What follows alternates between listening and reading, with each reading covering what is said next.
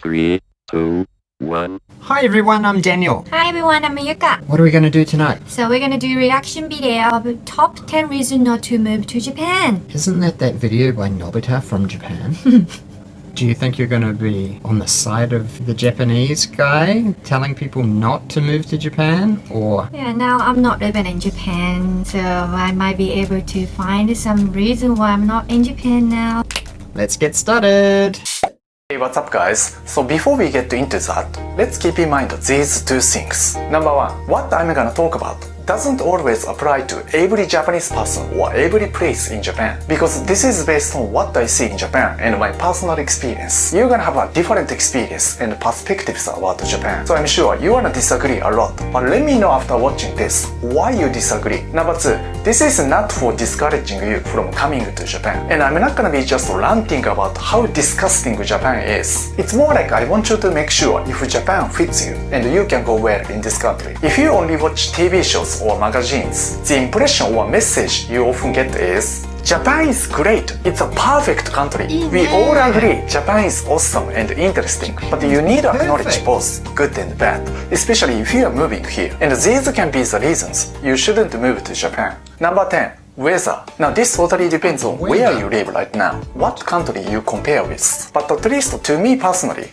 Japan doesn't really have a great weather. As you already know, it's quite hot and humid in summer, and I really hate it. Some people even die because of that every year. Then winter must be great in Japan? Not so much actually. Of course, Japan doesn't have a too cold winter like Chicago or Minnesota, but the Japanese building or apartment can be really cold in winter, because we don't have central heating, which is quite common in the West, and many people just rely on AC, so it's only partly warm, not whole building. In addition to that, we have quite many earthquake, tsunami, typhoon, or that kind of natural disaster. What do you think about Japanese weather? Spring is really nice, Yeah, really autumn nice. is really nice most of the time, apart from when it rains. Yeah. And I love winter. Back in the before days, before Yeah. COVID, when we could travel to Japan easily, we would normally try and go in summer and winter. Yeah, I like summer even if it's just too hot. Summer is really, really nasty. I remember the very first time I went to Japan after having lived in Papua New Guinea for a couple of years. I really thought that living in Papua New Guinea, where it's generally an average temperature of about 30 degrees Celsius, that I'd be fairly acclimatized to visiting Japan in summer. Oh boy. But it's a very different type of heat. It's very humid. Yeah. Port Moresby is normally a fairly dry Yeah, heat. especially dry season, there's much more Dry. dry. It's super dry.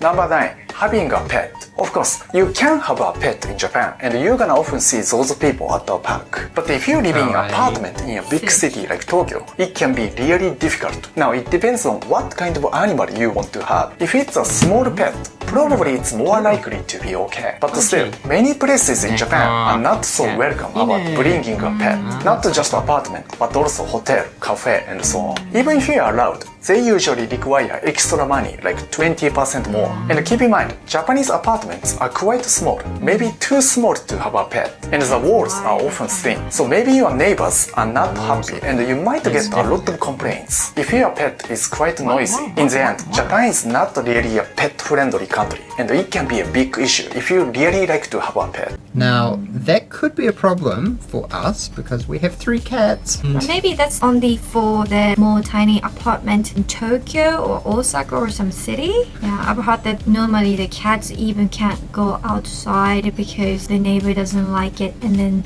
that's gonna be like a trouble neighborhood. For Japanese is quite important because they were very cared about the harmony.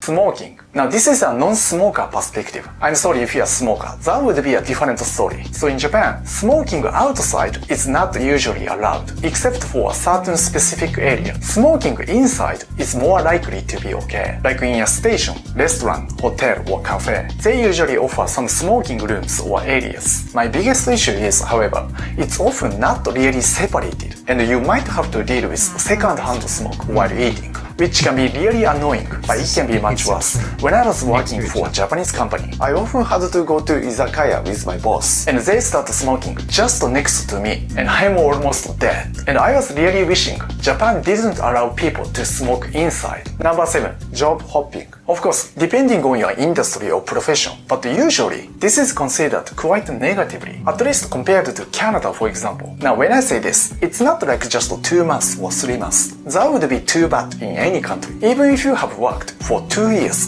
3 years, or even 5 years, that's still not enough, and you are considered like not loyal or patient. Wow. And in the end, you might have a really hard time of finding a new job. So at least from my experience, the pressure you can't quit a job, even if you really don't like the company, is quite strong. By the way, according to a survey, Japanese are less likely to ask a higher pay, and they just deal with it. Maybe they feel guilty about that. To be fair, nowadays it's quite changing though. It's more and more common. And again, it depends on your industry. In some industries, it's quite common and acceptable. So maybe you wanna consider that when you look for a job in Japan. It's quite interesting. Turnover rate. So teachers tend to change jobs regularly. Hospitality, restaurants, entertainment. What's entertainment? Dancer or like or Disneyland musician? or something like that. Maybe. Or medical. Medical is quite high. What are the main reasons why people would want to change jobs? Sometimes they want to change the atmosphere. Issue with the boss. Or co-workers. Husband or wife needed to move to the other prefecture. But I would have thought the other main reason would be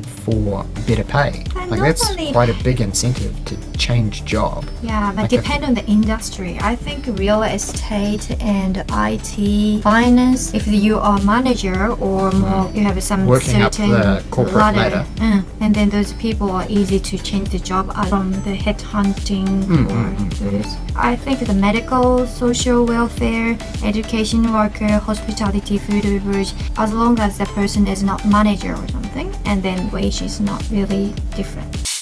Number 6. Unnecessary overtime work. Probably this is no need to explain. I seriously think that this is really bad for Japan. Nobody bad. benefits. Even though more and more companies and government start doing like this, the pressure is still quite strong. Like I said, I often had to go drinking with my boss after work. I felt like it's an obligation because everyone else was going there. The same goes to overtime work. I really didn't like that. At the same time though, I didn't want to be the first one leaving the office, and I'm seen like a lazy worker. I'm sure many Japanese still feel pressure like that. Having said that, freelancing is getting common in Japan recently, and more people having a flexible work lifestyle. See, you don't have to work for a company, and you can be self-employed. Maybe that would be your best choice in Japan. So haven't they got a word for death by overwork? Karoshi. Karoshi. There are some peer pressure from boss and the co-workers. It sort of a bit reminds me of that Netflix anime we watched, Agretsuko. Ah, yeah. Boss I mean, just not keeps all. giving heaps and heaps of work to Agretsuko just as she's getting ready to go, and then she's like, can't say no. So she is the only person in the office working while the boss goes off to play golf. Number 5. No willingness to be better. What I mean by that, seems to me, most people don't care about Japan. Especially young Japanese are totally indifferent about the society, politics, and own country. Again, Japan is a wonderful country, but we have so many cultural issues. Definitely these problems should be addressed, and we need to start working on them. But we rarely have any meaningful conversation about that. People just look the other way and no willingness to fix it. Now, I'm not saying we have to be too focusing on the politics all the time, but it's quite depressing me honestly. How could we improve the country if the people have no interest about the country? In Japan, public opinion often doesn't reflect the government decision. It's often not what people actually want, but people just don't care and are not serious about choosing the representatives. And these problems are likely to remain in many years. I'm not sure you really want to move to a country like that. I thought that was quite interesting what Nobita said about how a lot of Japanese teenagers and They don't care about young the country. adults, they just don't care about the country. They're very apathetic towards politics. But I feel like But do you think that's because of most of the people in power are all much older and they're not really trying to improve the country for the future generation? Most of the politicians tend to be much older, but because with the other point that Nobita said about job hopping is not common, so people are in, say, politics for all of their life, and then they gradually work their way up to the top. So the people who are making the decisions that really control Japan's future, like all the rules and the lawmakers and things like that, they tend to be much older, That's right? called nenko-juritsu. Yeah, so that's kind of not necessarily the best way of... That's why I think a lot of people cannot quit their job, because when they move the other company, then they have to start at the bottom. 4. Japanese are fake nice. Now it's nothing wrong with just being Fake nice or nice. polite. But when I say fake, they don't mean it. Sometimes completely lying about what they actually think in mind. You can never trust Japanese people. Now it doesn't mean Japanese people treat you disrespectfully. A lot of times it's actually opposite. When you ask them for directions or something, they can be really kind, friendly, and willing to help you a lot, even if they don't speak English well. But for example, what if you need to work with them and really need honest feedback or conversation? So here's what happens quite often. You've done something not right on the job and your coworkers noticed. Rather than telling you that directly, they go to the manager and tell him about your mistake. And the manager sending you an email about your mistake, even though his desk is just right there. That's It sounds nasty. crazy, but this is actually not so uncommon. People are just too afraid of saying something directly and honestly, and they don't know how to handle conflict. And a lot of times, Japanese people are just being passive aggressive, especially if you are foreign. Maybe they are more likely to be. For Japanese people, you can take 5 different people and the person is going to be acting differently with all of them. Where is the true person's personality? And you can never know that. And that's why it's very difficult to trust. You can know the person for years and know nothing about. That's the biggest complaint I have. What do you think? You cannot trust me? I also don't really like the culture, but I can understand why Japanese people don't say their opinion, because they are more care about what you feel. So, which is kind of a good way, but if But that maybe... sort of sounds... Hold up a minute. That sort of sounds like all Japanese are selfless, perfect human beings who only care about omotenashi and everything. But if they were like that, then they wouldn't have the concept of honne and tatemae, right? If they did genuinely only care about harmony and not making other people feel awkward or uncomfortable, then they wouldn't have this culture of honne and tatemae. So my understanding of honne and tatemae is it's like honne is your personal opinion and your personal real thoughts, while tatemae is your Public face. outwards public face, Yeah. your public stance when it comes to expressing opinions or things like that. So generally, tatemae is very non-confrontational. But not everyone, you know? It's just depend on their personality, but majority of Japanese people use the public face if that relationship is not so close. Yeah, so with But with friends, close personal friends, then they would sort of say let the anything. wall down and it's more honne. So sometimes good, but It's out of balance, it's not so balanced. out of balance. Tilts more towards the tatemae side because they haven't had that exposure to actually be direct and express their opinion, which may not match the opinion of the other person, and they're Yeah, and then they are afraid of that causing conflict causing or conflict or what making they people feel uncomfortable. So Because Japanese people care about harmony. yeah, okay. But what do you think about Japanese who have lived overseas? I think that's quite important because generally Japanese who have had that exposure and opportunity to live outside of Japan, like Nobita, right? So he said that he studied and grew up for a number of years in Canada. So Canada's quite a progressive society. People express their opinions. They are generally extremely nice people. Number 3. Japanese don't get sarcasm. Now it doesn't mean they have a low IQ and don't understand any jokes. But the Japanese people have a unique and different sense of humor, just like British people. And sometimes you Manzai totally humor. don't understand why they are laughing or not laughing. It's quite frustrating me sometimes, because when I was in Canada, we just make fun of each other and joke about it, and that's totally okay. That's what friends do each other, right? But in Japan, people take it too seriously or even get offended by that. To be fair, I used to be like that because I didn't have this kind of concept at the time. Anyway, you might be quite frustrated because your humor doesn't work in Japan. But yeah, I would probably agree with some of those things, like about the humor. Like Japanese humor is very, very different to Western humor. So it's quite rare to be able to, like, say the kind of humor that they have in Flight of the Conchord. Like, most of your other family, they wouldn't really get the humor. I don't think so. No. Because different language. But if it was translated into Japanese, do you think they would think it was funny? Business time. Yeah. It's pretty funny. But Yeah, like a Simpsons humor is quite hard to understand for Japanese. then Don't you think? Simpsons is kind of a little bit like Crayon Shin-chan, isn't it? Crayon Shin-chan Right, must that be a has little like bit the whole family. You've got the troublemaker kid. He's always causing trouble. It's a little bit different humor, right? Like definitely. like you'd never see an episode of Simpsons where Bart Simpson like pulls his go out, makes an elephant or something. There are so many different type of humor, so it depends on the person's taste. Like, do they have stand-up comedians like all the like say Patriot Act? So that's like a really American style talking about real life events, right? Racist. Racism, there's no other race much, so But So do they have like gaijin jokes? yeah, there about are a lot of gaijin so, jokes. So then that's kind Yeah, of that's a racist racism jokes, too. right? So True. So, but it's the same, isn't it? what's a gaijin joke? Gaijin joke is quite lame, and then I think you can't understand, right? I want to hear a gaijin Like joke. when Gaijin said there's some, I'm not Gaijin, but like make fun of what you said in Japanese, right? That's kind of same. I have a thick accent, like Asian accent, and people make fun of it, right?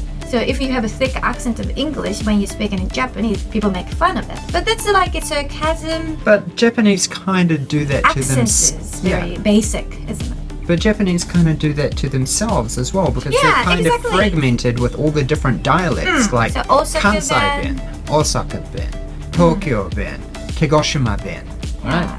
Hokkaido ben. Then I'm from Kagoshima. Kagoshima have this accent as well. So maybe sometimes feels cute because they cannot speak in Kagoshima ben or Osaka ben. So some people likes it. Number 2, it's hard to make friends. Like I said, you can't really trust what the Japanese people say. So you may be having really hard time of telling who are your real friends. Everyone seems superficial. And the thing is, most Japanese people in Japan grew up in Japan, surrounded by Japanese people, and familiar with Japanese people only. It can be really hard to integrate in that kind of society and make real friends. So the truth is, most foreigners, as far as I know, they just hang out with other foreigners. In most cases, they don't have any native Japanese friends. Not just because of language barrier, but it's more like because of cultural difference. I actually often hear that Japanese people are too used to their own culture and not willing to understand any other culture. So let me ask you, do you really want to move to a country you can't be friends with any of the native people? Maybe it's not a big deal for you, but I would be quite sad about that. What do you think? But you have a lot of Japanese friends, right? Yeah, I've got well, I wouldn't say I've got hundreds of Japanese friends, but I've got a fair amount of Japanese friends.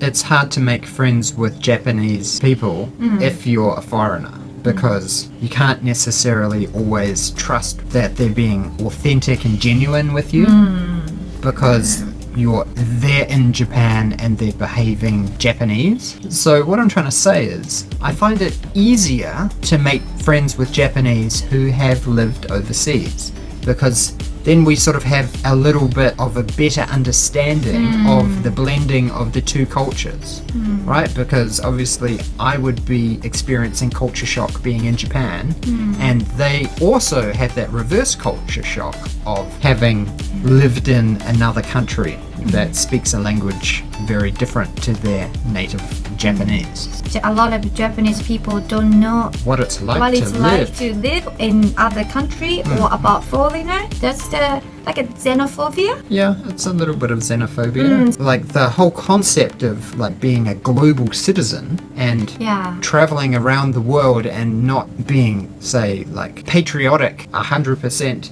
to your birth country. But isn't it kind of same things happening in other countries as well? there are a lot of people Yeah. who never I'm up. not saying it's exclusive to Japanese. Right? So some of those majority people, Like there's a lot of older people in Japan especially who older people. haven't travelled and generally a very comfortable country to live in, then they don't need to travel overseas. No, I think they were just too busy because in Australia, how many days they can get the holiday in a year? 4 weeks? I 4 think. weeks. It all comes down to this. Number one, separation between Japanese and non-Japanese. It's not just like white people or black people, but even many Asians, like Koreans or Chinese, who have been living in Japan for more than 10 years, complain like this. Now, needless to say, not all Japanese treat you like that. Some people like me don't even care you are Japanese or not. But compared to the US or Canada, where I used to live, I can say this for sure. Many Japanese don't treat non-Japanese in the same way. And they make a clear distinction. So people are overly nice or polite and treat you like a 5-year-old child. Or they can be really rude or offensive, like staring at you all the time, judging you like that, just based on your looks or nationality. Even if you speak fluent Japanese and know about Japanese culture a lot, some people still treat you like that, and you might feel excluded a lot. Again, do you really want to move to a country like that? Like I said, Japanese Japan has so customer many only. great What? things as a country, but you shouldn't focus on them only. If you move to Japan, you need to acknowledge the negative aspect as well, and really think about your happiness. Do that. Maybe you're gonna realize Japan is not the best country you wanna move to. It's not because Japan is a bad country or you are a bad person either. It just means Japan is not the right country for you, and that's okay. Japan is not for everyone, and I don't think Japan should be. But at the end of the day, you don't really know that until you actually move here. So if you still really want to move to Japan, why not? It's your choice in the end. Wrongly. My grandma. Kawaii ba-chan. How Nobita sort of started the video was he was kind of saying if your only involvement with Japanese culture is, say, anime, or if you like Japanese food or something like that, then that's probably not the best way to kickstart you saying, right, okay, I'm going to move to Japan and it's just going to be really great because they make anime there, or they make video games there. You want to move to Japan? Well, I mean, love Japan as a country. But you said Japan, that I don't want to live in Japan. well, because the work-life balance it's the opposite of the work-life balance here. Always there are good and bad in any country. Yeah, but Japan is good to visit. Yeah, Japan's an amazing country to visit. There's just so many great things to do, great foods to eat. And did you know that they make anime there? Oh.